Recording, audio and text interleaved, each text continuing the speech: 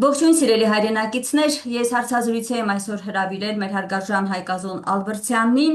հայտնի հայագետ, բանասիրական գիտությունների դոկտոր, հասարակական ակտիվ գործիչ, արևմտահայոց հայերի ուսումնասիրության կենտրոնի տնօրեն։ Ողջունում եմ ձեզ, պարոն Ալբերտյան, եւ շնորհակալ եմ հրավերս հարցազրույցի ընդունելու համար։ Շնորհակալ եմ հրավիրելու համար։ Պարոն Ալբերտյան, եւ արտաքին եւ ներքին կարևոր հարցերին պիտի անդրադառնանք, սկսեմ ամենաբոլորից համար շատ հետաքրքիր, հա, այսպես այդ հարցից մի քանի օր դեպ խնդիրը քննարկում է Իսրայելի կառավարությունը միաձայն ճանաչեց հայոց ցեղասպանությունը եւ իդեպ կառավարությունը պաշտոնապես ճանաչեց, բայց սա Իսրայել պետության պաշտոնական ճանաչումը չէ, սա ուզում եմ անպայման ընդգծել։ Եվ հիմա հասկանանք, թե հայոց ցեղասպանության փաստի ճանաչումը ինչու այսօր այդ մասին հայտարարեց Իսրայելի կառավարությունը, ինչ արտաքին քաղաքական իրավիճակներ էր, նաև սա հավելեմ, որ վերջի շրջանում կա Իսրայել-Թուրքիա բավական լարվածություն։ Այս ամբողջ գործընթացը պետք է հենց այդ հարթության մեջ դիտարկենք, թե այլ խաղերի հետ գործ ունենք։ Խնդրեմ, լսում ենք ձեզ, պարոն Ալբերտյան։ Այո, այս խաղերը ոչ թե նպատակ ունեն հայոց ցեղասպանության ճանաչմանը, միջազգային ճանաչմանը նպաստելու կամ մի լուծում տալու, այլ Թուրքիայի վրա ճնշում գործադրելու նպատակ։ Նրանք բազմաթիվ անգամ սպառնացել են Թուրքիային։ Բազմաթիվ անգամ սպառնացել են, որ իրենք շատ հավանական է, որ կճանաչեն, որ դուք ցեղասպան եք, հայտարարություններ են արել, դրանով վախեցնելով այսպես Թուրքիայի աչքը։ Բայց հիմա, քանի որ վիճակը իրենց փոխհարաբերությունները շատ են լարվել, շատ են սրվել, պատերազմից հետո, քանի որ Թուրքիան անընդհատ ընդվզում է, բողոքում է եւ քայլեր է ձեռնարկում Իսրայելի ագրեսիվ քաղաքականության դեմ, այսպես ասած, թե Բեյրութում, թե Իրանում, բնականաբար որոնք հակասում են Թուրքիայի շահերին, Իսրայելն որոշել է իր հերթին ուրեմն հակաքայլ անել։ Սա մի քայլ է, որ դեռևս չի նշանակում հայոց ցեղասպանության ճանաչում առայժմ, այս փուլում սա ամենամեծ սպառնալիքն է, որ մինչև այսօր հնչեցվել է Թուրքիայի հասցեին, թե դուք ցեղասպան եք։ Մինչև հիմա բանավոր էին արտահայտում, երբ իրենց շահերը բախվում էին։ Հիմա որոշեցին գրավոր, ուրեմն եւ գործնական քայլեր անել, տալ դրան պաշտոնական տեսք։ Տեսնենք ինչ ընթացք կստանա, բայց որ սա Թուրքիայի վրա ճնշում գործադրելու միջոց է, որևէ կասկած չի եղել։ Այո, պարոն Ալբերտյան, ամեն դեպքում մենք պետք է նորից արձանագրենք, որ մեր ողբերգությունը, մեր ցավը դարձավ նորից օտարի կողմից, օգտագործվեց իշա իրեն։ Սա շատ ենք ասել ու այս ասվածով կարծես կաշկանդել ենք ինքներս մեզ։ Ես միշտ եղել եմ այն շեշտադրման կողմնակից, որ մենք ինքներս, եթե անգամ պետք է օգտագործեմ այդ օգտագործել բառը, հա, ինչին նաև դեմ եմ, բայց եթե պետք է օգտագործել, ուրեմն մենք ինքներս մեր ցավը կարողանանք օգտագործել ի նպաստ մեզ, այսպես ասեմ, հա։ Եվ ինչ ենք անում մենք ընդհանրապես այդ ցեղասպանությունների ճանաչման այդ շղթան ճիշտ իշա հայ ժողովրդի, իշա հայ պետության օգտագործելու համար եւ մասնավորաբար հենց այս հանգամանքը Իսրայելի կողմից ճանաչումը մեկ դիտարկում անել եւ լսեմ ձեզ Հայաստանում արդեն կա Իսրայելի դեսպանատուն Հայաստանի խորհրդարանում կա նաեւ Հայաստան-Իսրայել падգամավորների խումբ Կարող են, չէ, ակտիվ հիմա օրինակ աշխատել Քնեսեթի падգամավորների հետ, Իսրայելի կառավարության անդամների հետ, որ դա ոչ թե լինի ուղղակի հերթական մի թուղթ դարակում հայտնված, որը բացարձակապես օգտակար չի լինելու մեր քաղաքականությանը նպաստող, այլ գոնե գործնական հարթություն բերվի այդ հարցի բարձրացումը, հնչյումը։ Ինչ կասեք այս մասին։ Առաջի հարցի պատասխանեցի, որովհետև հարցը դա այսպեսին էր, դա ինչ է նշանակում, ասացի։ Բայց արդյոք կարելի է նման քայլերից օգտվել, թե ոչ, դա այլ հարց է։ Հիմա խոսենք դրա մասին։ Անշուշտ, երբ որ այլ պետություն, որևէ այլ պետություն, հատկապես Իսրայելի նման մի պետություն, որը միջազգային քաղաքական ասպարեզում բավական կշիռ ունի, ունենալով Ամերիկայի նման հզոր դաշնակից եւ ունենալով Ամերիկայի Միացյալ Նահանգներում եւ Եվրոպայում հրեական հզոր լոբբի, այդպիսի մի պետություն, երբ ճանաչում է հայոց ցեղասպանությունը, դա հնարավորություն է տալիս քեզ քայլեր անելու, այդ եւ ընդառաջելու դրան եւ նրա ճանաչումը խրախուսելու ավելին շատ հասցե նաեւ որ հնարավորության դեպքում քրեականացվի, բայց ինչպես գիտենք ցեղասպանության վերաբերյալ նախ եւ առաջ պետք է որ Հայաստանի իշխանությունները ունենան վերաբերմունք։ Հայաստանի իշխանությունները չեն ճանաչում ցեղասպանությունը։ Ավելին, ոչ միայն չեն ճանաչում, համարում են, որ դա մեր օրակարգում, արտաքին օրակարգում չկա, կամ գոնե առաջին տեղերի հարցերից չէ։ Դա իրենց վարչապետի բերանով ասած իրենց կեցվածքն է, դիրքորոշումն է։ Ավելին, դերևս ամբողջությամբ չճանաչած Իսրայելի կողմից դերևս ամբողջությամբ չճանաչած զուտ դեռ արդյոք առաջին փուլում հարցը ճանաչած կառավարությանը սպառնացին, թե դա ինչ է զինական մոտեցում է, զենքի սպառնալիք է, թե ինչ է Թուրքիայի նկատմամբ, որ իրենք չեն ընդունում, բայց իրենք ինչ են ընդունում։ Նրանք ընդունում են միայն մեր նկատմամբ որևէ սպառնալիք, զենքի սպառնալիք, ոչնչացման սպառնալիք, ամբողջ աշխարհի կարևորագույն քաղաքական ազդեցիկ եւ մեծ կշիռ ունեցող պետությունները եւ կազմակերպությունները ընդունել են, չէ, հայոց ցեղասպանությունը, բայց պարզվում է, որ Հայաստանի իշխանությունների համար դրանք որևէ արժեք չունեն, որովհետեւ Հայաստանի իշխանությունները գնում են ոչ թե ցեղասպանության ճանաչման եւ դրա հետևանքների վերացման քաղաքական ուղղությամբ, այլ նրանք գնում են ուրեմն Հայաստանի ցեղասպանությունը ուրանալու, հայտարարում են գրեթե այդ մակարդակին է հասել վիճակը, որ իբր չի եղել այդ ցեղասպանություն։ Ցեղասպանվածների թիվն են, զոհերի թիվն են դնում, չէ, կասկածի տակ, դա համարում են ինչ որ երևույթ, միջադեպ, եւ այդ մարդիկ, որոնք ցեղասպանություն ուրանում են պետականորեն, նրանք չեն կարող հայոց ցեղասպանությունը, որևէ պետության կողմից ճանաչված ցեղասպանությունը, ցեղասպանության փաստը օգտագործել իշահայ ժողովրդի եւ իշահայոց ցեղասպանության միջազգային ճանաչման եւ դրա հետապնդման։ Այսօր այդ մակարդակում ենք, մնացած բոլոր հարցերը ուրեմն բխում են միայն մեկ հարցից։ Հայաստանի իշխանությունը կճանաչի հայոց ցեղասպանությունը, թե չէ։ Դա իհարկե զարմանալի է, թեկու մենք այնքան հանգիստ ասում ենք, հանգիստ չենք ասում, ուղղակի զրույցի ոչ թե այսպեսին, որ դե հանգիստ խոսենք, որ մի ժողովուրդ, որին ցեղասպանել են, որի ցեղասպանությունը ճանաչում են, ասացինք, շատ շատերը, միջազգային կազմակերպություններ եւ հզոր պետություններ, եւ կա ամբողջ ժողովրդի կենսագրությունն է դա, որի վերաբերյալ հազարավոր գրքեր են գրվել, դատապարտվել է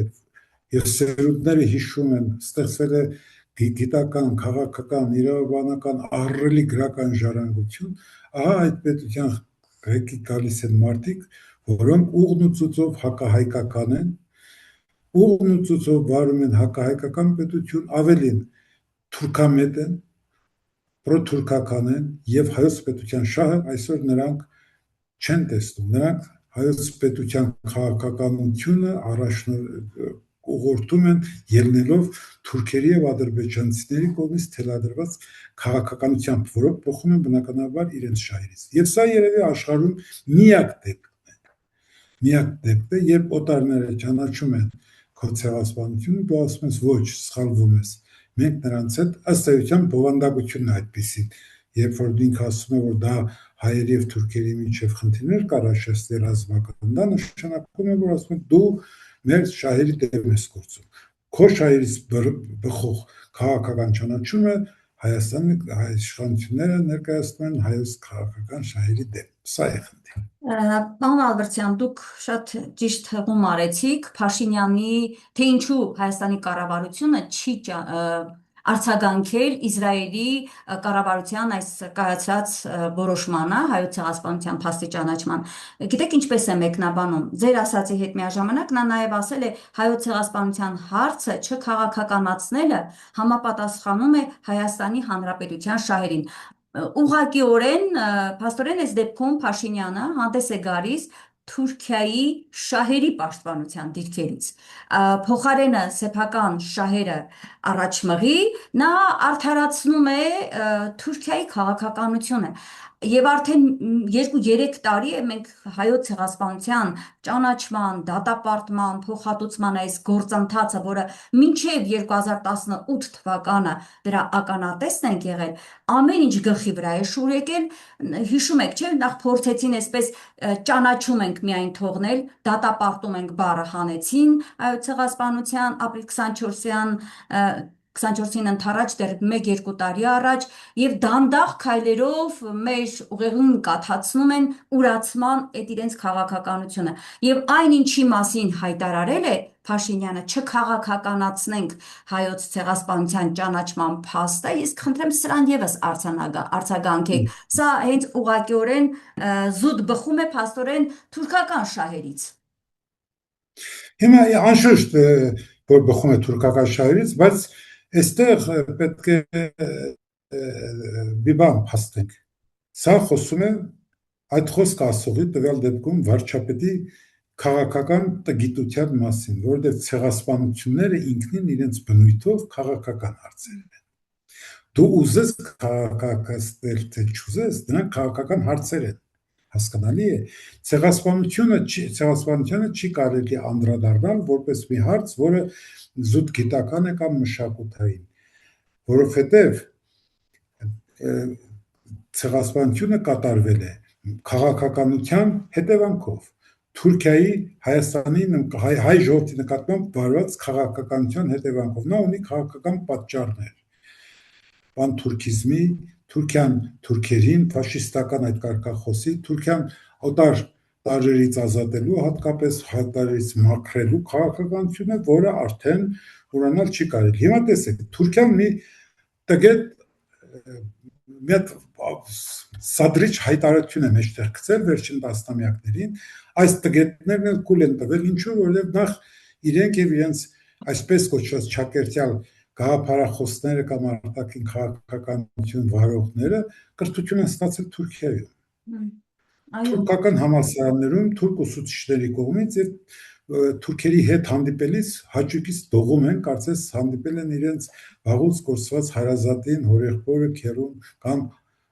ավելի կարելի է ճիշտ ասել իրենց հորը, հոգևոր հորը, հասկանալի է։ Հիմա տեսեք, Թուրքիան մեջտեղ գցեց հետևյալ բանը, արտահայտությունը, կարգախոսը, ցեղասպանությունը պատմաբան թողնենք պատմաբաններին։ Այսինքն քաղաքական հարցը թողնում է զուտ պատմաբաններին։ Անշուշտ պատմաբանները նույնպես կարող են ցեղասպանությամբ զբաղվել, ուսումնասիրել, քննել, բայց դա չի նշանակում, որ այդպես ցեղասպանության որևէ ժողովրդի ցեղասպանության հարցը դադարում է լինել քաղաքական, որովհետև պատմաբանների ուսումնասիրած շատ հարցերից կարելի է եզրակացնել, որ նրանք հենց քաղաքականությամբ են զբաղված նաև, որովհետև հենց պատմության հարցերի մեծ մասը քաղաքական հարցեր են, չէ՞, անցյալի կամ ներկայի։ Եթե անցյալի է, չի նշանակում, որ քաղաքական չէ, անցյալի քաղաքականությանն է վերաբերում, բայց քանի որ ցեղասպանությունը դատապարտելի է, ցեղասպանության կոնվենցիա գոյություն ունի, ես շատ պետություններ ճանաչել են եւ դատապարտել են Թուրքիայի ցեղասպանությունը։ Թուրքիան սարսափում է դրանից, իսկ Հայաստանի իշխանությունները ավելի են սարսափում, որովհետեւ Հայաստանի իշխանությունները ցեղասպանության հարցում իրենց համարում են թուրքերի պատանդ։ Թուրքերը նրանց բերել են իշխանության մի քանի հարցեր լուծելու համար։ Թուրք-ադրբեջանական եւ անգլոսաքսոնական լոբին սրանց բերել է իշխանության,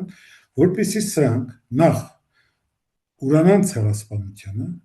որևէ պահանջ չներկայացնեն տարածքային, հոգևոր, մշակութային, գիտական, կրթական, նյութական, որևէ ոլորտում պահանջ չներկայացնեն բնականաբար եւ մի շարք հարցեր նույնպես հնդածս լուծել։ Օրինակ, ասենք ռուսական զորակայանը, ռազմաբազաները հեռացնեն, Արցախը հանձնեն, որը արեցին, առաջիկային արեցին, եւ Ադրբեջանը Թուրքիայի հետ կապող ճանապարհ բացեն, այսինքն պանթուրքիզմի քաղաքականությունը դարձնեն նռյալ իրականություն։ Այս մանկուրտները կամ որկրամոլ հայրենադավ, նյութապաշտ այս տգետ քաղաքական գործիչները փողոցից հավաքված, սրանց ուրիշ բառերով չի կարելի որակել։ Եվ դավաճան ասելն էլ է սխալ։ Հայրենադավ ասում ենք, բայց մի քիչ մեղմ է դա։ Նրանք միացել են թշնամու բանակին եւ թշնամական գործողություններ են իրականացնում հայ ժողովրդի, հայոց պետականության եւ ընդհանրապես հայոց պատմության նկատմամբ, պատմություն, որը ըստ էության վերջին 100-ամյակում ամբողջ աշխարհին հայտնի է հայոց ցեղասպանությամբ։ Այսինքն նրանք հայ ժողովրդի եւ Հայաստանի թիվ 1 թշնամիներին են միացել, ոչ, այսպես ասենք, դա միացել են արտաքին թշնամիներին, իրենք իրենց վերածելով թիվ 1 թշնամու։ Այո, փաստորեն հայկական շահերին հակասում է, ուղղակիորեն հակասում է Ուղղակիորեն, ոչ միայն հակասում է, կարող է պատահի, որ հակասի։ Նրանք ոչ միայն այդ հակասությունն են իրենց գոյությամբ դրսևորում, այլ նաև հայկական շահը ոչնչացնելու ուղղությամբ են աշխատում։ Նրանց թշնամական գործողությունը դա է։ Եթե ընդամենը հակասեր հայտարարություններ լինեին, կասեին, որ չեն հասկանում, տգետ են կամ իրենք չեն ընդունում այդ երևույթը, բայց երբ որ նրանք նաև հայոց պետության ոչնչացման ճանապարհին են կանգնել, հանձնել են հայկական Արցախը, կրկնել են թուրքերի ցեղասպանությունը իրենց ձեռքով, եթե իրենք ճանաչեն ցեղասպանությունը կամ ընդունեն Իսրայելի ճանաչումը, ապա իրենք նույնպես վաղը մյուս օր կանգնելու են իրենց ցեղասպանության, իրենց դնելու են ցեղասպանություն կատարողի պատասխանատվության առջև։ Իրենց թվում է, թե եթե չճանաչեն Արցախի հարցում իրենց ցեղասպանությունը, իրենց ցեղասպան քաղաքականությունը չի դատապարտվելու եւ իրենք չեն դատվելու ցեղասպանություն իրականացնելու համար։ Իրենց այդպես է թվում։ Եվ քանի որ իրենք ունեն հայոց քաղաքականությունից, հայոց պետական շահերից հեռու մի զանգված նյութապաշտ, որկրամոլ տգետ մի զանգված, իսկ այդպեսին ունեն։ Մենք տեսանք, որ թյուրիմացություն չէր առաջի անգամ ընտրեցին եւ երկրորդ անգամ, հիմա էլ երրորդ անգամ։ Այսինքն այդ զանգվածի վրա հենված եւ խրախուսված ու ֆինանսավորված թուրք-ադրբեջանական լոբբիով եւ անգլո-սաքսոնական, պետք է ասեմ, որովհետեւ ի վերջո Թուրքի ցեղասպանությունը հանգում է մի բանի, այս ամենի հիմքում անգլո-սաքսոնական քաղաքականության սերմերն են ցանված դեպի Միջին Ասիա, Կենտրոնական Ասիա, Արևելումի, Հնդկաստան գնելու այս տարածքներ, թուրքերի միջոցով այս տարածքները ազատագրելու իրենց հիմա էլ իրենց նավթի ճանապարհ դարձնելու, չէ, British Petroleum, հիմա էլ այդ ինչ է կոչվում տրիպը, ճանապարհները Թուրքիա մտնել Միջին Ասիա, որ հիմա իրենք կենտրոնական են ասում, այնտեղից Չինաստան եւ Ռուսաստան մխրճվելու համար։ Այս ամբողջ քաղաքականությունը, հայկական հայակորձան քաղաքականությունը նրանք առաջ միայնակ էին վարում։ Հիմա նրանց գործը հեշտացել է, որտեղ իրենք իրենց հակահայկական նիզակի ծայրին հակցրել են հայկական իշխանություններին։ Ուզում եմ անդրադառնանք հետևյալ հարցին։ Ռուբեն Ռուբինյանը հետաքրքիր էր, որ հենց ազգային ժողովի նախագահի պաշտոնում հավակնում է եւ արդեն ՔՊ-ի կողմից Ռուբեն Ռուբինյանին են առաջադրում թեկնածություն, ընդունվել է միաձայն ՔՊ-ի որոշմամբ եւ խորհրդարան, երբ որ արդեն գործընթացը տեղափոխվի, ՔՊ-ն ազգային ժողովի նախագահի թեկնածու առաջադրելու է Ռուբեն Ռուբինյանին։ Պարոն Ալվերդյան, պատահական էր այս ընտրությունը։ Դուք ձեր խոսքում մի միտք ասացիք, որ այս մարդիկ են այս իշխանության ներսում, ովքեր նաև Թուրքիայում կրթություն են ստացել։ Իդեպ հենց այդ մարդկանցից ամենայնպես վառ կերպարը թուրքականության Ռուբեն Ռուբինյանն է։ Եթե ես չեմ սխալվում, ինքը 5 տարուց ավելի սովորել է այնտեղ, ունի բավական լավ կապեր թուրքական կողմի հետ, ՔԼՉ-ի հետ շատ այսպես լավ հարաբերությունների մեջ են, ոմանք նույնիսկ ասում են որդի հայր, այսպես կարծես այդ հարաբերությունները գաղափարական, հա, որդի հայր հարաբերությունների մեջ են։ Ինչու որոշվեց այս պահին Ռուբինյանը լինի, սա եւս պատահական չէ, արդյոք դա պայմանավորված չէ նրանով, որ սկսվում է շատ վտանգավոր փուլ մեզ համար թուրքական այսպես ծրագրերի պահանջների կատարման տեսանկյունից եւ այդ կատարողի լավագույն կատարողի դերում խորհրդարանում լինելու է հենց Ռուբեն Ռուբինյանը։ Անշուշտ ճիշտ ես, 100%-ով ճիշտ ես, եւ դա այս քաղաքականության մեջ ոչ մի պատահականություն չկա։ Այսինքն նախորդ խորհրդարանի ղեկավարը նույնպես ամեն ինչ կաներ, ինչ ասեին, հրամանային կաներ, ալեն էր, ինչ էր։ Բայց Ռուբեն Ռուբինյանը որպես Թուրքիայում սովորած, կարծեմ Սաբանջեի համալսարանում է սովորել, եւ թուրքական կրթություն ու դաստիարակություն քաղաքական իմաստով, դաստիարակություն ստացած անձ, որը նա այս ընթացքում բանակցություններ, հայ-թուրքական բանակցությունների ընթացքում բազմաթիվ հանդիպումներ ունեցավ թուրք պաշտոնյաների, արտգործնախարարի, Քլչի եւ այլնի հետ, նա շատ ավելի պատրաստված կադր է համարում ինչ տեսակետից, ոչ միայն քաղաքական տեսակետից, նա ոչ միայն կամակատար է, ինչպես Ալենի մոտ միայն կամակատարության հարցը կար, Ալենը ահավոր տգետ է մյուս բոլոր հարցերում, օրենսդրական, քաղաքական, իրավական, նա ոչ մի բան չի ներկայացնում, նա փողոցի խուժան է։ Դա չի նշանակում, որ երկուսն էլ մեր թշնամին չեն, երկուսն էլ փողոցային խուժան չեն, բայց սա ընդամենը խուժան է, իսկ նա հղկված խուժան է, թուրքական հեսանակարով սրված, հղկված մի խուժան է, որ գալիս է օրենսդրական մակարդակում թուրքական քաղաքական պահանջները ավելի կազմակերպված, ավելի խկված, արդեն նախապատրաստված, դասավորված ներկայացնելու խորհրդարան եւ օրենսդրական լուծումներ տալու, թե ցեղասպանությանը, թե հայ-թուրքական հարաբերությունների մյուս ոլորտերին սահմանների բացում, չգիտեմ, դիվանագիտական հարաբերությունների հաստատում, թուրքերի մուտքը այստեղ թուրքական ռազմական ներկայությունը այստեղ վավերացնող մի կազմակերպություն նաև խորհրդարանը, որտեղ ի վերջո այդ ճանապարհի համար նրանք պատրաստվում են նաև հատուկ ծառայություններ, զինված հատուկ ծառայություններ մտցնել պաշտպանելու համար։ Դա նշանակում է, որ քանզի Սյունիքը հենց այնպես միայն երկաթուղի սարքելով չես դատարկի, չէ՞։ Երկաթուղին սարքում ես, որպեսզի երկաթուղու սպասարկման համար բերված քո անձնակազմը հանկարծ որ լինելու է մեծ, լինելու է շատ, լինելու է զինված, հատուկ ծառայություններ, որ նրանք կարողանան դատարկել առնվազն Սյունիքը, այդպիսով իրականություն դարձնելու համար թուրքական մեծ երազանքը, պանթուրքիզմի երազանքը, որ արդեն, չգիտեմ, մոտ 2 դար է թուրքերին հանգիստ չի տալիս,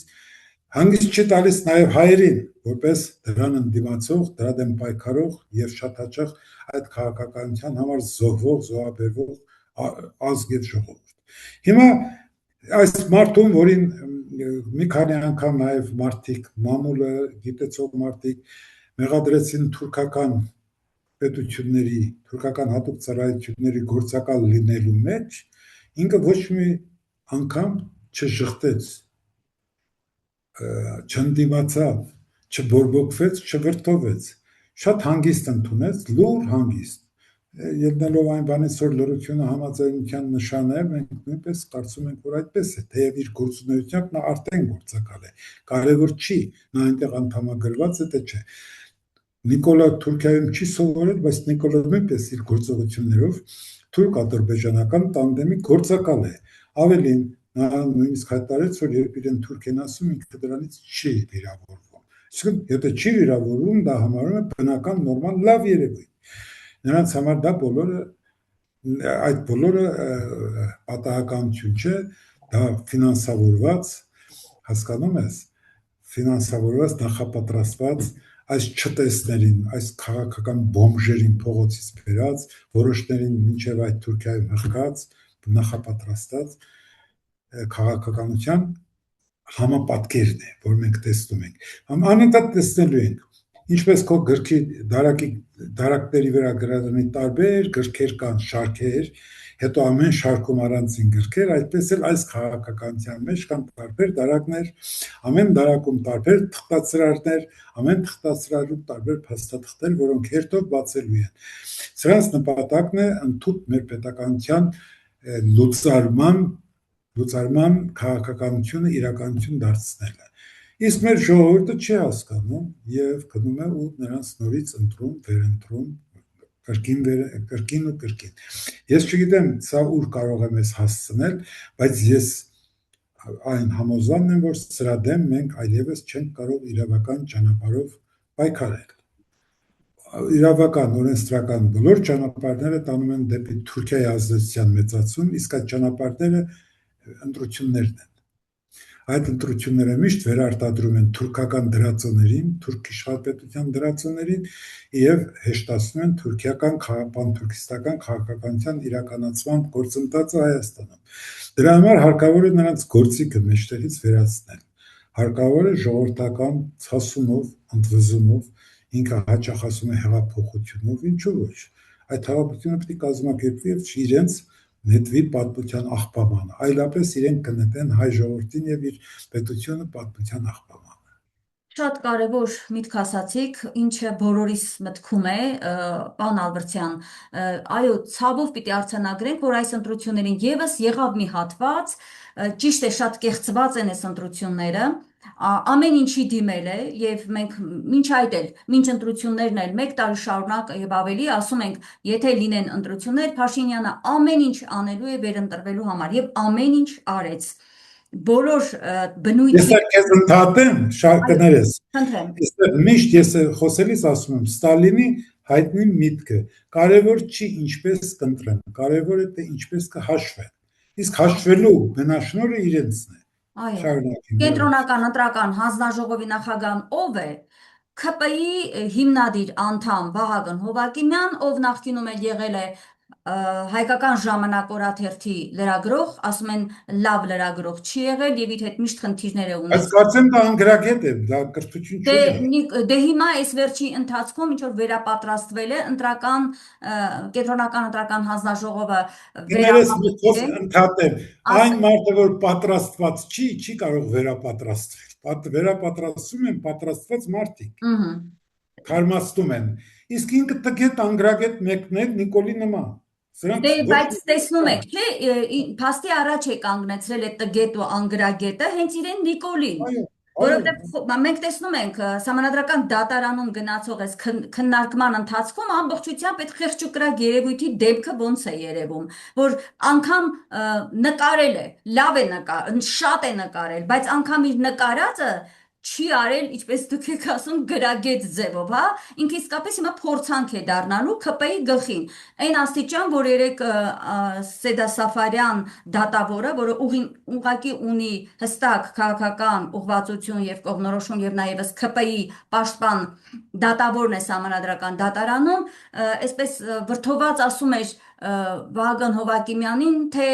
այդ ինչի ճիշտ չեք աշխատել, որ հիմա շահարկում են այս ուժերը, այսինքն ինքն էլ բողոքեց, հա, Վահագն Հովակիմյանի վատ աշխատանքի հետ կապված, սա հələ մի պահ թողնենք, քանի որ անցանք ընտրություններին, ես կուզեմ ձեր կարծիքը, լավ, ոնց եղավ, որ էլի մեր մեջ գտնվեցին մարդիկ, որոնք երևի մի 400 քանի հազար, պարզ է 700 քանի հազարը սարքել է Փաշինյանը, բայց 49%-ը եթե համարենք, որ իրենք ձայն են տվել, ես կարծում եմ, որ այդ տեսակ մարդը հայրենիքը դավաճանած, հայրենիք հանձնած, ցանկացած երկրում պետք է որ 0. լավ թող լիներ 1%, բայց 49% այդ որտեղից այդ զանգվածը մեր մեջ, սա լուրջ խնդիր է։ Պարոն Ալբերտյան, մենք պետք է հասկանանք մեր մեջ ինչ է կատարում, մենք ասում ենք միատար ենք իսկապես, թե մեր ներսում կան տարբեր ազգերի ներկայացուցիչներ, այդ թվում թուրքեր, ադրբեջանցիներ, որոնց գենետիկ այդ կոդը մեկ էլ հանկարծ խլրտում է, արյունը զգալ է տալիս եւ նման դեպքերում աշխատում են արդեն Հայաստանի դեմ, ինչ է կատարվում։ Հիմա տես, դու շատ բարդ հարց ես հիմա դնում մեր քննարկման սեղանին, որը մենք չենք կարող ամբողջությամբ բացել, որովհետև դա ժամանակատար է։ Այնքանով, որքան հնարավոր է։ Բայց պետք է հետևյալ իրողությունները մենք փաստ ենք։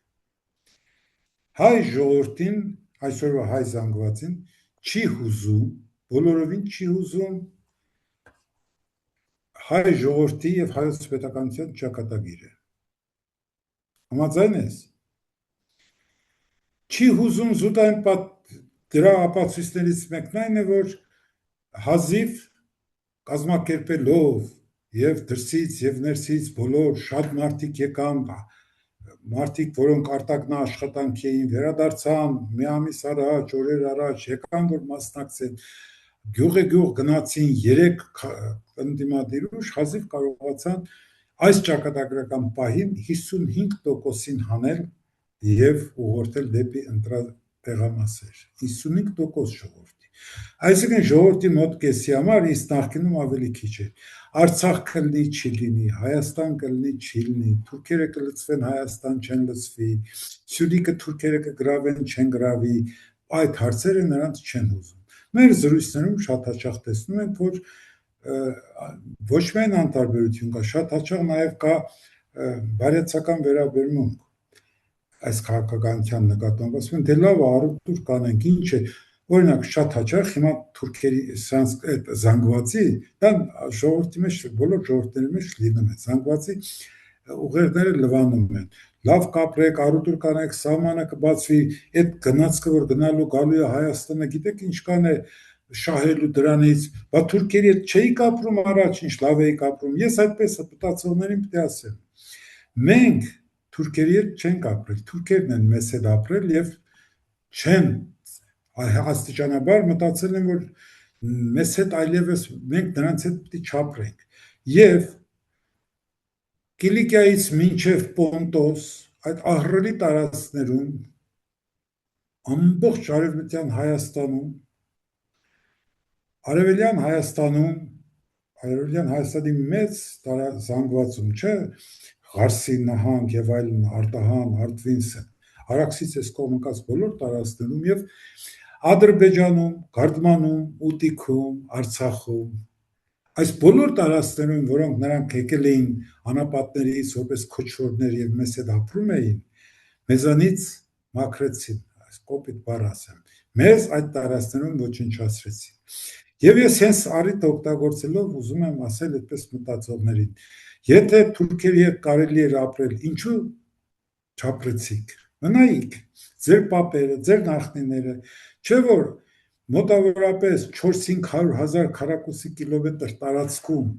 բնակվող հայերը թուրքերի եւ թուրքմենների, ազերիների նախկինների հետ ապրող հայերը այսօր բնակվում են ընդամենը մոտ 30,000 քառակուսի կիլոմետր տարածքում։ Համ գրեթե կես միլիոն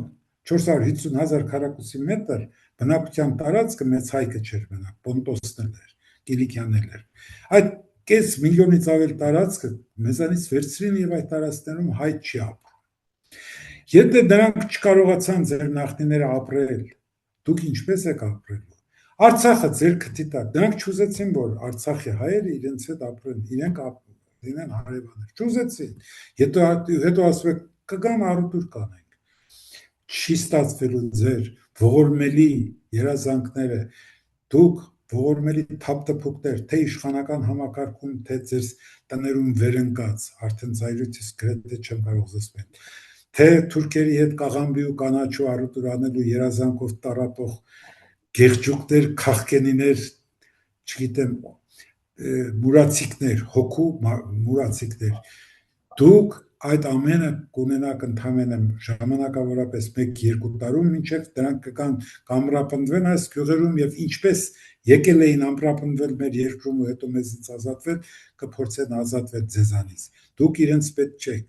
Եվ սրանցից ավելի ինձ վրդովեցնում ու զայրացնում է այն մարդիկ են զայրացնում, որոնք տներից դուրս չեկան ընտրության գնալու համար։ Դուրս չեկան։ Ընտրության օրերին ամեն պատճառաբանությամբ բացակայեցին, թե ընտրատեղամասերից, թե հայրենիքից։ Հասկանալի է։ Եվ այդպես մտածող մարդիկ, ես հիմա սկսում եմ մտածել, արդյոք հայրենիք ունենալու իրավունք վաստակել են։ Հայրենիքը դառը քրտինք է եւ արյուն, Բոլոր ազգերը արյունով են պահպանել հայրենիքը, դառը քրտինքով շենացրել։ Եթե դուք ձեր քրտինքը թափում եք ուրիշի հողերում, համաձայն եք Թուրքի համար ձեր քրտինքը թափել եւ ձեր գոյության իսկ համար նահատակված հերոսների փաղանգին ուրանում եք, նրանց հասցեին ինչ բարբաջան կասես դուրս եք տալիս, դասագրքերից եք դուրս դետում հանդուրժում եք, դպրոցների պատերից, չգիտեմ, ակումբների եւ այլնի ամեն այդ տարածքներից մեր հերոսների նկարները հեռացնում են, հանդուրժում եք, ապա դուք այլևս չեք կարող կոչվել հայ ժողովրդի ժառանգության տերեր, դուք ձեզանից անկախ դառնում եք թուրքական ժառանգության պաշտպաններ։ Շնորհակալ եմ խորքային մեկնաբանության համար, պարոն Ալբերտյան, ուզում եմ անցնել հաջորդ հարցին, իհարկե, ինչպես դուք ասացիք, այս հարցը շերտեր ուներ, շատ հարցեր կային, որոնք կարելի է բացել, եւ ես կարծում եմ մենք առիթ կունենանք կոնկրետ այդ հարցի շուրջ մի օր առանձին զրուցել, տարբեր կետերով, շերտերով բացել, թե ի վերջո ինչ է կատարվում մեր հասարակական մտածողության հետ, մեր հանրային դաշտում, երբ այդքան ստամոքսը առաջնային եղավ հայրենիքից, լավ ճիշտ ասեցիք, եթե կարող էիք Թուրքի հետ ապրել, մնայք, ինչի թողեցիք Արևմտյան Հայաստանը եկաք, եթե կարող էիք ապրել, բայց չէիք կարող, չէ, եթե կարող էիք Բաքվում ապրել ադրբեջանցու հետ, Սումգայիթում ապրել, մնայք, ապրեիք, Արցախում, Բաշկային Արցախում ապրեիք։ Ստացվում է մենք Նիկոլ Փաշինյանի խոսքն ենք կրկնում, մնայք, կռվեիք, պայքարեիք, բայց մենք իհարկե այլ շեշտադրմամբ ենք ասում։ Այլ շեշտադրմամբ, այսինքն դա անհնար էր, թուրքը զենքը ձեռքին յաթաղանով մորտում էր ձեր նախնիներին։ Իսկ հիմա դուք նրա հետ առուտուր անելու երազից եք դիվոտել, այսպես ասենք։ Պարոն Ալբերտյան, եւ այս ֆոնին, այս մտահոգիչ, խիստ մտահոգիչ, մեր գլխին իսկապես կանգնած է պետականության ոչնչացման լրջագույն վտանգը, որը դարձյալ չենք ընկալում։ Ոչ սովորական քաղաքացին են ընկալում, բայց եթե անգամ սովորական քաղաքացուն չես կարող այդչափ մեղադրել, ցավով պիտի արձանագրեմ, որ այսպես մտավորական շերտ ասվածը եւս դա չի պատկերացնում, ամեն մարդ այսպես իր օրվա հացի բաստակի հետևից է գնում։ Հիմա ուզում եմ անդրադառնամ մյուս լրջագույն վտանգին, Արևմտյան Ադրբեջան կոչված այս մոգոնված պատմությանը ու ծրագրին։ Պարոն Ալբերտյան, փաստորեն Ալիևը չի շտապում, այսպես ասենք, ավարտին հասցնել Հայաստանի հետ այսպես կոչված խաղաղության այդ պայմանագիրը եւ նոր պահանջներ է դնում Հայաստանի առաջ, արդեն գիտենք ադրբեջանական այսպես կոչված, անունը դրել են ադրբեջանական անկլավների վերադարձ, սահմանազատում սահմանագծման անվան տակ նոր տարածքների կորզում Հայաստանից, սահմանադրության փոփոխություն եւ հասնում ենք 300,000 ադրբեջանցիների վերաբնակեցում ասվածին, իդեպ ասեմ, որ ամբողջ ընտրական գործընթացների ժամանակ, քարոզարշավի ժամանակ ընդդիմությունը եւ մասնավորաբար Ուժեղ Հայաստանը անընդհատ խոսում էր այդ ահազանգում էր այդ վտանգի մասին, հետաքրքիրն է, որ ընտրությունների հաջորդ օրն իսկ ճեպազրույց արած երկու ԿՊ-ական падգամավորները խորհրդարանում ասում են, բա ուր են, մենք ընտրությունները ավարտվելուց հետո ասում էիք 300,000 ադրբեջանցիներ կգան, երբ որ ԿՊ-ն ընտրվի, բա ուր են այդ ադրբեջանցիները, սա էլ, չգիտեմ, միամիտ ասեմ, թե հիմա դա գիտեք ինչ է, նրանք նկատի ունեն իրենց ընտրազանգվածը, իրենց ընտրազանգվածն ասում են, տեսակ սրանք ճիշտ էին, բա ուր են չեկան, նրանց երբ որ ասում են, որ գիտեք, Քոչարյանի ժամանակ մեղրին չի հանձնվել, ասում են, դուք չգիտեք, հանձնված է, Ղարաբաղը իրենք էին հանձնել, բայց ասում են, չէ, ժամանակ հանձնել էին, եւ երբ ասում են, որ բա ինչպես էր, 30-40 հազարանոց զորք է այնտեղ, ինչպես էր Նիկոլ Փաշինյան կոչված ինքը գնում գալիս այնտեղ քեֆեր անում, պարում տրճիկ տալիս, եթե դա ադրբեջանական էր, ինչու էին հայկական զորքերը կանգնած, ինչու է մինչև հիմա մեղրինները այդ զանգվածը ոչինչ չի ասում է դուք չգիտեք, ձեզ խաբել են, հիմա այս մարդիկ հետաքրքիրը որն է, ընտրությունների ժամանակ այդ զանգվածի տգիտությունն են թիրախ դարձրել եւ դրա վրա են աշխատել, հասկանալի է, նրանք հաղթում են տգետ զանգվածի հաջակցությամբ, հիմա այդպիսի մի տգետ զանգվածի ուղղված է այդ խոսքը, թե ուր է չեկան։ Հա, իբր թե չէ յուրքունը տոմսերը բարել էին, որ երկրորդ օրը ստեղ լինեին։ հա, բայց գործընթացը հիմա մենք այդ չեմ ուզում տգետ ասել, ամեն դեպքում մեր ժողովրդի մի հատվածն է, բայց ցավով պիտի արձանագրենք փաստա դա։ Այդ զանգվածին, այդ հատվածին ուզում եմ ասել, որ այդ ուր էջեկան պատասխանը կարող եք ստանալ հետևյալ կերպ. գործընթացը վաղուց սկսված է եւ այդ գործընթացի ավարտին, այո, ՔՊ-ն հիմա մնալով իշխանության իրականացնելու է այդ ավարտը, ամբողջացնելու է Ալիևի ցանկությունը Արևմտյան Ադրբեջան ծրագիրը իրականացնելու է։ Հիմա այդ ծրագիրը փուլերի ընթացքի մեջ է եւ պարզվում է ինչ, պարոն Ալբերտյան, իրենք ամբողջությամբ այս պահին այդ ծրագիրը միջազգայնացման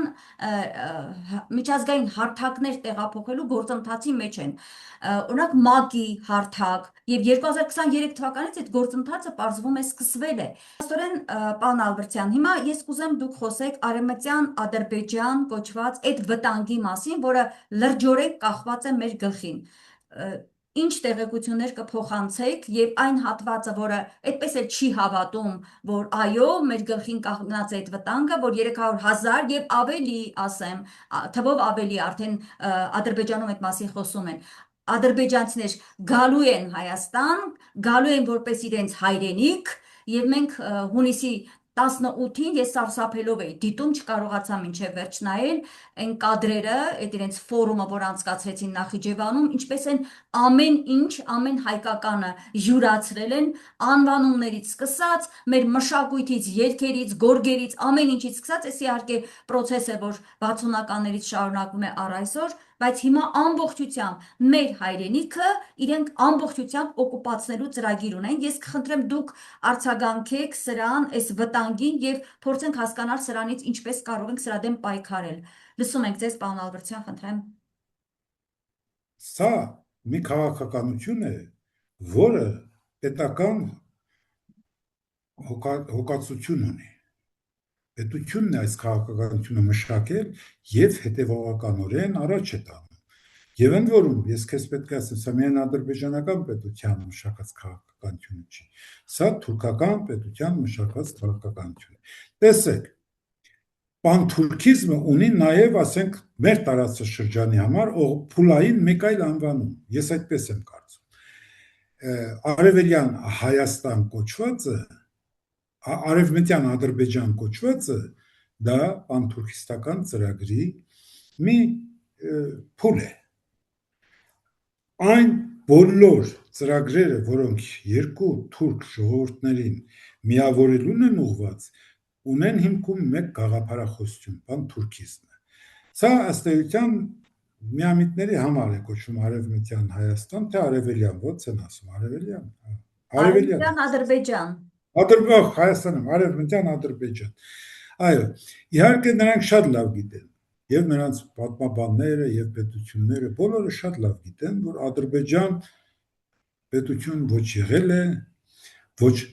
վկայվել է պատմության մեջ, ոչ էլ նա ունի թողած մշակութային քաղաքական ժառանգություն, կրթամշակութային հարուստ ժառանգություն, որ որևէ տեղից հանվի, ասես ադրբեջանական է։ Բայց այս մարդիկ հենց եղան պետություն 1918 թվականից սկսած լծվեցին եւ թուրքերը մտան, չէ՞, այդ ժամանակ Ադրբեջան ստեղծեցին համատեղ մի ծրագիր երկու պետությունով, ի վերջո այդ պետության անունն էլ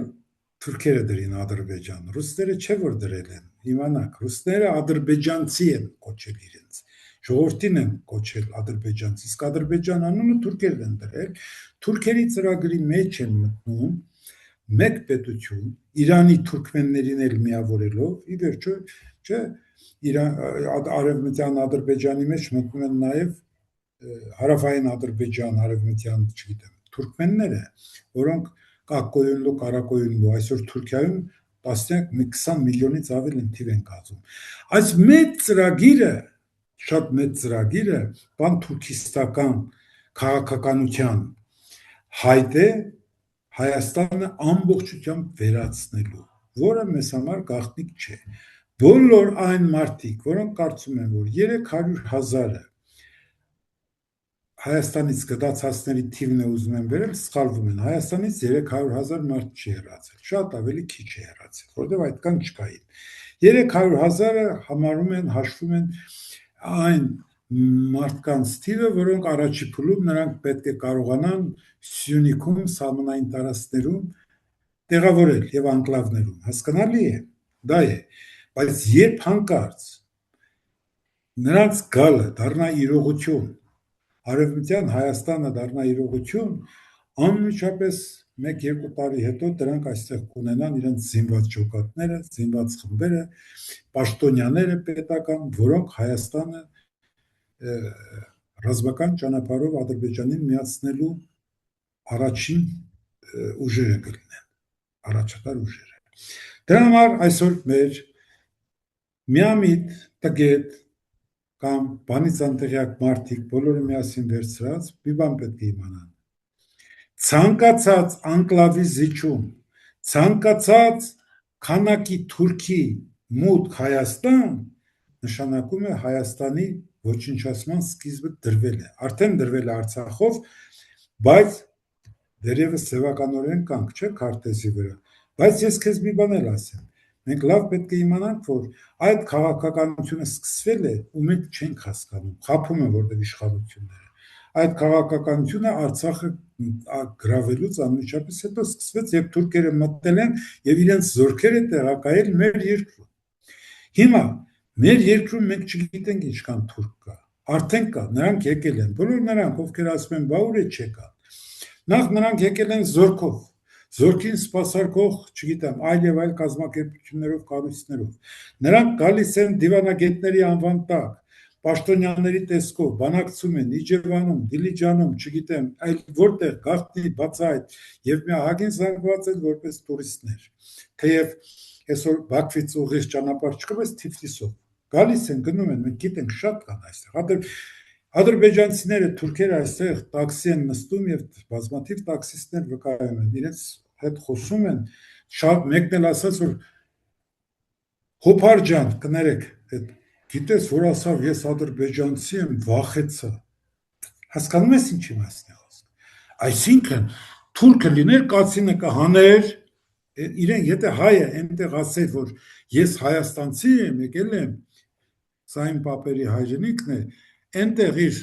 նստատեղի տակից կհաներ կացինը եւ կխփեր այդ մարդու գլխին, իսկ ասում է ես վախեցա, բոլորն են վախեցած,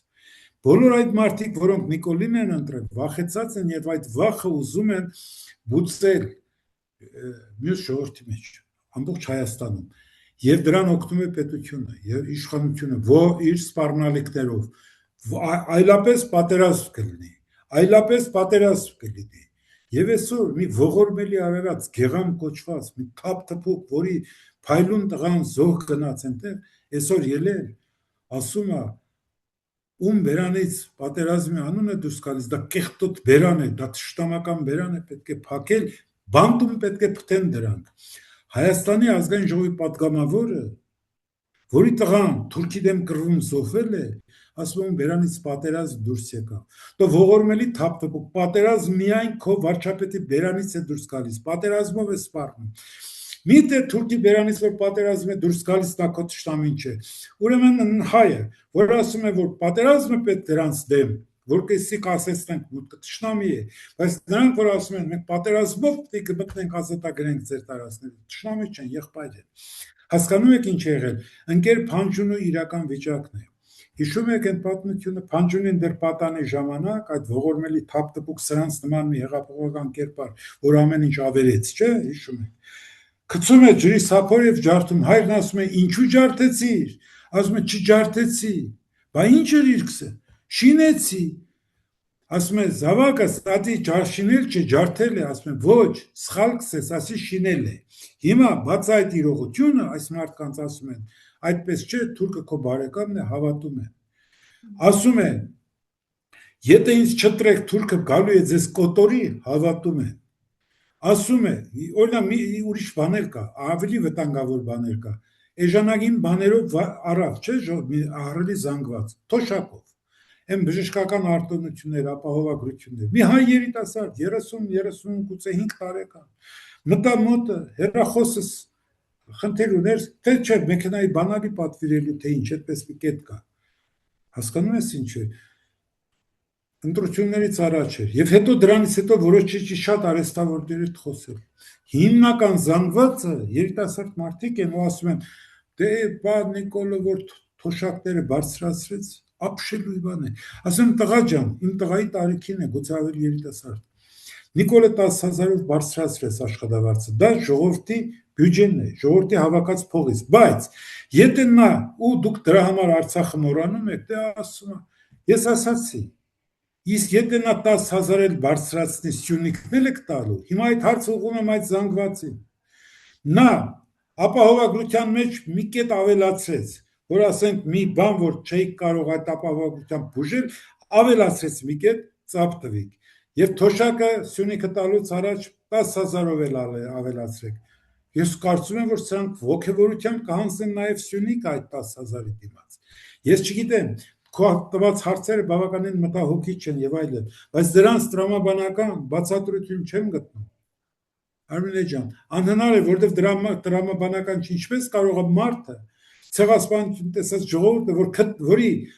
աչքի առաջ ցեղասպանեցին ամբողջ Արցախը, հայրենիքը վերցրին 12,000 քառակուսի կիլոմետր հող ազատագրված մեր հերոսների արյունով ազատագրված վերցրին 5,000 երիտասարդ կոտորեցին, մոռացան այդ ամբողջը եւ 10,000 թոշակով գնում են եւ ընտրում մեր ազգի թիվ 1 թշնամի Կուսակցյանը իր առաջնորդով։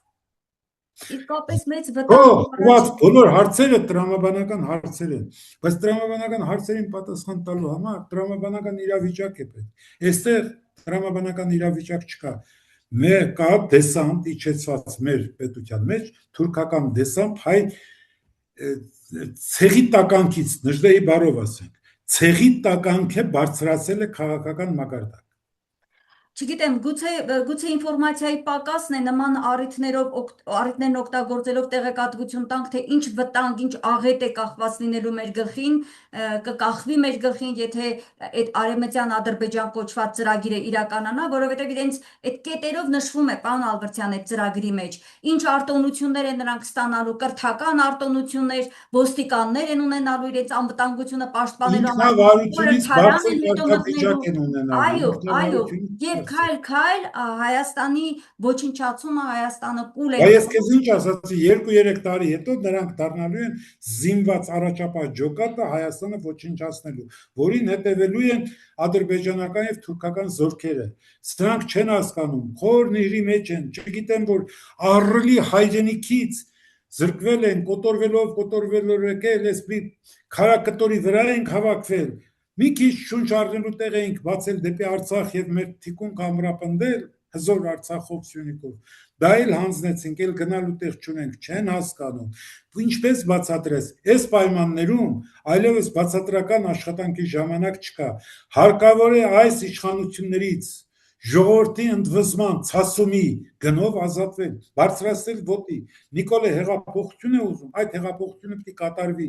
արվի, ինչպես չգիտեմ, բայց որ պետք է արվի, եթե չարվի նրանք մեր երկիրը կհանձնեն Թուրքին, ես չեմ կասկածում։ Ես տեսա, ինչպես հանձնեցին մեր հայրենիքի մի մասը Թուրքին։ Հիմա կասկածեն, որ Սյունիքն էլ կհանձնեն, Վարդենիսն էլ կհանձնեն, Սևանալիչն էլ կհանձնեն, չեմ կասկածում։ Պարոն Ալբերտյան, ուղղակի պետք է արթնանա, կարծում եմ արթուն է, հայի հենց այն տեսակը, ձեր տեսակը, այդ մտահոգ տեսակը արթուն է, մենք պիտի ժամանակ չկորցնենք այն նպաստներով, կենսաթոշակներով ապրող ու այդ մտածողությամբ հայրենիքը վաճառողներին բերել դեպի մեր դաշտ, ես կարծում եմ դա մեծ այլևս անհնար է, 8 տարի մի հարց մարդկանց, խնդրեմ։ Զրույցի ներնոման, ով է արթնացնելու, հայ մտավորականությունը։ Դուք մտավորական մարդիկ կան, ես միշտ ասում եմ, բայց դրել են մտավորականների մեծ մասը գնացել նրանք ծառայության են մտել, նրանք չէ ելույթ ունենան, գրեն, պատմեն, խոսեն մամուլով, հեռուստատեսությամբ, եթերով, գնալով նվազում է, հեղինակավոր մարդիկ չեն ուզում հերնել խոսել, չեն ուզում բացատրել ժողովրդին։ Այսինքն մի քանի մարդ են մնացել ասպարեզում, այդ մարդկանց էլ մի քանիստ են պետք եղավ դրանց բերանն էլ կփակեն, կպրծնի, կգնա։ Ուր են, հիշում ես մի հատ կազմակերպություն ստեղծվեց, ինչ էլիտա անունով։ Հիշ ընտրություններից առաջ ինչ որ մի կազմակերպություն էր, մտավորականները հայկական էլիտա էր, ինչ էր, այդպեսի կազմակերպություն են ստեղծել։ Մինչև նայում ուր եք, այ էլիտարներ, ուր եք, չեք խոսում։ Հայրենիքին վտանգ է սպառնում, չեք խոսում։ Հայրենիքը ոչնչացվելու վտանգի տակ է օրենսդրորեն, քաղաքականորեն եւ ռազմական առումով։ Թուրքի զորքը Հայաստանի մեջ է։ Թուրքի զորքը մեր սահմանում նստած է, այնտեղ կուտակել է ահռելի քանակությամբ, դու չգիտես ինչքան զենք զինամթերք եւ հայտնի չէ թե ինչքան էլ ուրիշ զոր, որից տեղյակ։ Մենք չգիտենք այնտեղ բանակներ են, դիվիզիաներ, թե այդպես կայազորներ, որը կարող է մի գիշերում մտնի եւ այդտեղից մտնի եւ մի քանի ժամում հասնի այստեղ երասխ։ Դուք հասկանում եք ինչի մասն է խոսքը։ Եվ հանգիստ նստած են։ Շատերը արդեն խոսում եմ, ասում են, չէ, այստեղ էլ ապրել չի լինի, պետք է գնանք Ռուսաստան։ Անընդհատ զրուցում ենք։ Հարևան է, բարեկամ է, այսօր աշխատանքային միջավայր է, լսում ես, խանութում ես լսում, փողոցում ես լսում, մայթերին քայլերում ես լսում, այգիներով ես լսում։ Դու հասկանում ես ինչ է։ Կարողացան աստիճանաբար թույնը այնպես դերարկել, որ կամաց քայքայի, երբ որ վտանգը մեկից է գալիս, ընդվզում ես, բարձրանում դեմ է, բայց երբ աստիճանաբար են թույնը թողնում, չէ փոքր դոզաներով, օրգանիզմը քայքայում, դառնում է տկար եւ պաշտպանվելու, կորցնում է իմունիտետը, այո, հիմա մենք այդ վիճակում ենք։ Ստացվում է, որ երկերի փնտրտուքն է դառնում, երկ չեք տեսնում, երբ որ ասում եք հեղափոխություն։ Ես ասացի, երկը մեկն է։ Հա, բայց այդ հեղափոխության համար պետք է ոտքի ելնել։ Հիմա այդ զանգվածն չկա։ Հիմա ես ու դու այս հարցազրույցը եթե եթեր գնա, այդ գործին մեր նպաստը այսքանով բերում ենք, ասելով որ ժողովուրդ իմացեք, այսպես է վիճակը եւ պետք է հեղափոխությամբ ազատվել։ Նույնիսկ Նիկոլն ասում է, դեմ եք իմ քաղաքականությանը, ելեք հեղափոխություն արեք, ինչու չեք ելնում։ Այն բոլորը որ 50% ձայնը Նիկոլին չէր տվել, Նիկոլից ավելի ձայն էր տվել Նիկոլի հակառակորդներին, այսպես ասենք ընդդիմությանը։ Ձեզ է դիմում չէ 50% եք, այսպես ասենք։ 50%-ին ասում է ելեք իմ դեմ եք, ելեք հեղափոխություն արեք։ Ինչու չեք ելնում։ Այդ 50%-ից 10%-ը չի ելնում հեղափոխության, այդ 50%-ից 10%-ը մի 50-60 հազար մարդ կդնի, չէ՞, ի վերջո։ Անավրցյան ինքն է լավ գիտի, որ կամ չեն ելնելու, կամ ելնողներին է ջարդելու է, բանտերն է լցնելու, բայց մենք պետք է կարծում եմ չընկրկենք եւ պետք է քայլեր անենք մեր հայրենիքը փրկելու համար։ Ես չգիտեմ դա որ ճանապարհն է լինելու, ամեն դեպքում շատ ավելի վաղ տարիներ առաջ, դեռ 21 թվականին ես վստահ համոզված եմ եղել, այսպես կոչված ընտրություններով երբեք հնարավոր չի լինելու ԿՊ-ին հեռացնել, սահմանադրական ճանապարհ կոչվածը եթե դա է բացառվում է որ դա լիներ, այո, հեղափոխություն, տարբեր միջոցներ կային, որոնք ցավոք ժամանակին չարվեցին, հիմա մենք կանգնել ենք շատ ծանր վիճակի առաջ ու չգիտես թե ինչ, մարդիկ այո մտածում են արդեն հայրենիքից հեռանալու մասին, արտագաղթելու մասին, սա էլ մյուս զարուրելի իրավիճակն է, ամեն դեպքում ես շատ շնորհակալ եմ ձեր կոչը տեղ հասցնենք մեր ժողովրդին, իրազեկենք վտանգը շարունակում է կախված մնալ, ավելին, առավել քան ծանր վիճակում ենք հայտնվում, որտեղ Փաշինյանը վերընտրվեց հազար ու մի խախտումներով, ես չգիտեմ սահմանադրական դատարանը ինչ կորոշի, հույսեր ունեք թե չէ, սա էլ ասեք, չէ, բացառված է։ Ինչպես կարող է սահմանադրական Նիկոլի սահմանադրական դատարանը իր դեմ որոշում կայացնել, դա բացառվում։ Դե ուրեմն կնշանակի մնում է երևի մանդատներ վերցնել չվերցնելու հարցի քննարկումը, գնալ խորհրդարան նստել, մի մասն ասում է գնալ Նիկոլի հետ հարց ու պատասխանի մեջ մտնել եւս 5 տարի գլորել եւ Փաշինյանենք ինչ կուզեն կանեն, ինչ ԿՊ-ն ինչ կուզի կան, ինչ օրենք կուզի ընդդիմության ներկայությամբ ընդունել կտա, կամ փողոցը եւ խորհրդարանը այսպես իրար հետ համադրելով զուգահեռ փորձել պայքարել։ Դուք կարճ եթե կարելի է որ ես ընտրությունների երկրորդ օրը իմ տեսակետը գրել եմ, որը մի քանի հազար մարդ կարդացել է։ Գրել եմ, որ ընտրությունների խորհրդարանի աշխատանքների չմասնակցելը, այդ մանդատ կոչվածներից հրաժարվելը, նույնպես քաղաքական պայքարի ձև է, որ մեզանում երբեք չի կիրառվել։ Մենք եկեք անցնենք քաղաքական պայքարի այդ ձևին, երբ թողնում ենք մի կուսակցության միայնակ, որտեղ ինքը առանց քեզ այդ պայքարելու, առանց քեզ նրանց հաջողությունների մեծ մասը հակաանդիմադրների պայքարի ու այդ աղմուկի հայանքների մեջ է կայանում։ Եկեք թողնենք իրար հետ ինչ ուզում են, այդտեղ իրանք շատ արագ ցույց կտան իրենց ինչ լինելը եւ այդ պայքարում միակուսակցական այդ համակարգը նաեւ աշխարհի առաջ, նաեւ բոլորի աչքի առաջ ցույց կտա դրա իրական էությունը եւ ինքնաբացահայտումը կսպառվի։ Այսինքն ինչու գնալ միտեղ, որտեղ դու ոչինչ անելու ի վիճակի չես, ոչինչ, կգասեն այսքան ձայնով ես սուտ է, ինչ ուզենացել արել են, ինչ ուզենալու անելու են։ Դրա համար այդ խորհրդարանը մերը չի, այդ խորհրդարանը թուրքերի ստեղծած խորհրդարանն է իրենց ազգային ժողովի նախագահով։